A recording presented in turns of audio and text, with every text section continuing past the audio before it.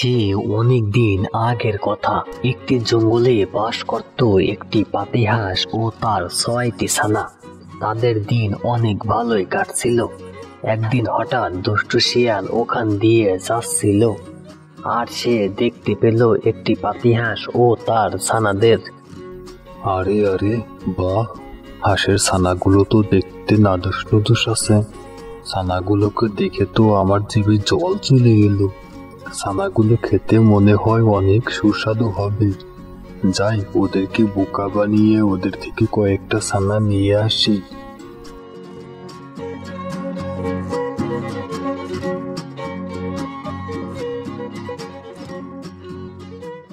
এই যে শিয়াল মামা, এখানে কি মনে করে?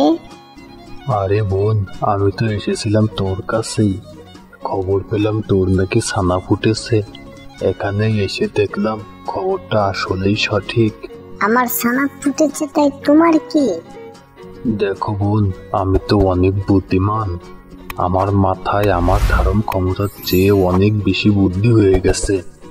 তাই আমি চাচ্ছিলাম তোর ছানাদের মাথায় আমার মাথা থেকে কিছু বুদ্ধি দিতে। তুই বিষয়টা একবার ভেবে দেখ। আমার বুদ্ধি যদি তোর ছানাদের মাথায় থাকে, তাহলে এই জঙ্গলের কেউ আর তোদেরকে শিকার করতে পারবে না। তোরা সবাই বুদ্ধির জোরে বেঁচে যাবি। তুমি কি সত্যি বলতেছ শিয়াল মামা? আরে হ্যাঁ, সত্য ছাড়া আমি কি তোকে মিথ্যা বলবো? তুই যদি আমার কথা বিশ্বাস না করিস, তাহলে আমার মাথার বুদ্ধি আমি তোর ছানাদের দিলাম না, তাতে আমার কিছুই আসে যায় না। জঙ্গলের প্রাণীরা যখন তোদেরকে এক এক করে শিকার করে ফেলবে, তখন এই শিয়াল মামার কথা মনে পড়বে। তখন বাবা আমি কাউকে বুদ্ধি দিতে পারবো না। তাহলে আমি চললাম। আরে মামা, তুমি কোথায় যাচ্ছ? আমার ছানাদের বুদ্ধি দিয়ে যাও। তুই ডাক দিলি বলে আমি ফিরে আসলাম। শোন, বুদ্ধি তো অনেক দামি জিনিস। যেখানে সেখানে যখন তখন বুদ্ধি তো দেওয়া যায় না, বুদ্ধি দিতে হয় গোপনে। তাহলে শিয়াল মামা, তুমি গোপনে এসে আমার ছানাদের বুদ্ধি দিয়ে যেও। আরে পাগল, শোন, বুদ্ধি দেওয়ার একটা নিয়ম আছে। শোন বোন, আমি একটা একটা করে প্রতিদিন এখান থেকে তোর ছানাদের নিয়ে যাব, আর বুদ্ধি দেওয়া শেষ হলে সবাইকে একসাথে ফেরত দিয়ে যাব, ঠিক আছে? তাহলে আজকে এখান থেকে একজনকে আমার সাথে যেতে হবে। বাবা হাসা, তুমি তো সবার বড়, তাই তুমি প্রথমে শিয়াল মামার সাথে যাও। আর হ্যাঁ, ভালো করে বুদ্ধি নিবে কিন্তু। এমন কথা বলে দুষ্টু শিয়াল ওখান থেকে একটা হাঁসের ছানা নিয়ে আসে গভীর জঙ্গলে। তারপর দুষ্টু শিয়াল ছানাটিকে খেয়ে ফেলে। বাচ্চারা, এখন তো সকাল পেরিয়ে দুপুর হয়ে গেল। আমার তো এখন মাছ শিকার করতে যেতে হবে। তাহলে তোমরা সবাই এখানেই থাকো, আমি খুবই তাড়াতাড়ি মাছ শিকার করে ফিরে আসবো। আর হ্যাঁ, তোমরা কোথাও যেও না কিন্তু। এমন কথা বলে মা হাঁস মাছ শিকার করতে বের হয়। আর কিছু দূর এগোতেই একটা রাজহাঁসের সাথে দেখা হয়ে যায়। আরে হাসি নাকি? হ্যাঁ বড় ভাই। তাহলে তুমি কোথায় চললে? চললাম ভাই বিলের দিকে, দেখি কোনো শিকার পাই কিনা। বাচ্চারা আবার ওদিকে না খেয়ে আছে, আবার যে তাড়াতাড়ি করে ফিরতে হবে। তাহলে ভাই আমি যাই, ফিরতে পথে কথা বলবানি। আরে দাঁড়াও হাসি, তোমার সাথে কথা আছে। শিয়ালকে একটা ছানা নিয়ে যেতে দেখলাম, ছানাটা কি তোমার? হ্যাঁ ভাই, ছানাটা আমার। তাহলে ছানাকে তোমার কাছ থেকে শিয়াল নিল কিভাবে?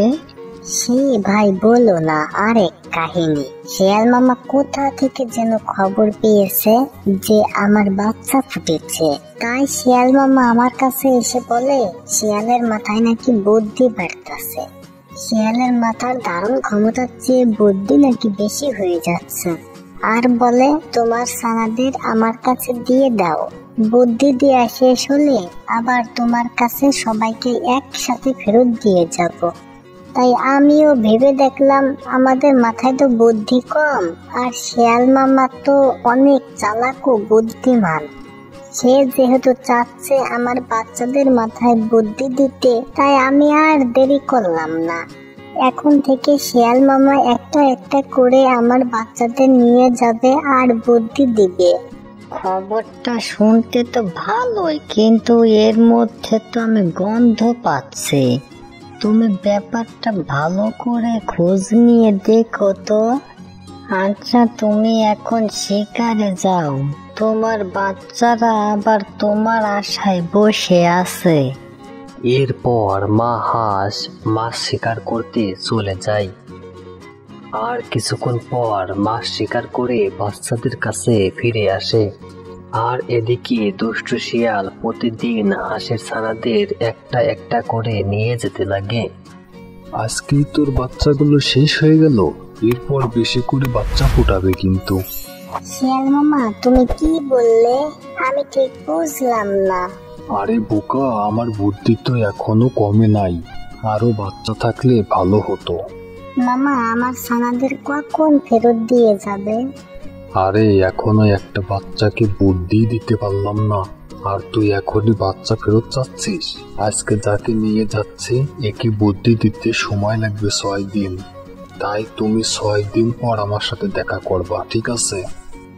আচ্ছা মামা, ঠিক আছে। আমার 6টি ছানা থাকতেও আমি আজ একা। আমার মন কেমন কেমন যেন করে। আমার মনে হয় আমার বাচ্চারা আর নেই। আমার এমন মনে হয় কেন? আর মাত্র 3 দিন বাকি আছে, তারপরে তো আমার ছানাদের ফেরত পাবো। আমি শুধু শুধুই চিন্তা করছি। আরো 3 দিন কেটে গেল। মা হাঁস এখন যাচ্ছে শিয়াল মামার কাছে। আরে হাসি নাকি? তাই এখানে কি মনে করি? আরে মামা, তুমি না আমাকে 6 দিন পর আসতে বললে। আজকে তো 6 দিন পার হয়ে গেছে। আমার বাচ্চারা কোথায়? ওদেরকে ডেকে দাও, আমি আজকে ওদের নিয়ে যাব। তোমারই তো দিয়ে আসার কথা ছিল, তুমি তো দিয়ে আসলে না। হা হা হা, ওদেরকে এখন নিতে পারবি না, কারণ ওরা এখন আমার হেফাজতে। শোন হাসি, তুই যদি ওদেরকে সশরীরে ফিরে পেতে চাস, তাহলে আমাকে আগামী 1 মাস ফেরিতে খাবার জোগাড় করে এনে দিবি। তা না হলে তো হা হা হা, তুই তো বুঝিসই তোর ছানাদেরকে। থাক মামা, আর বলো না, আমি সব বুঝেছি।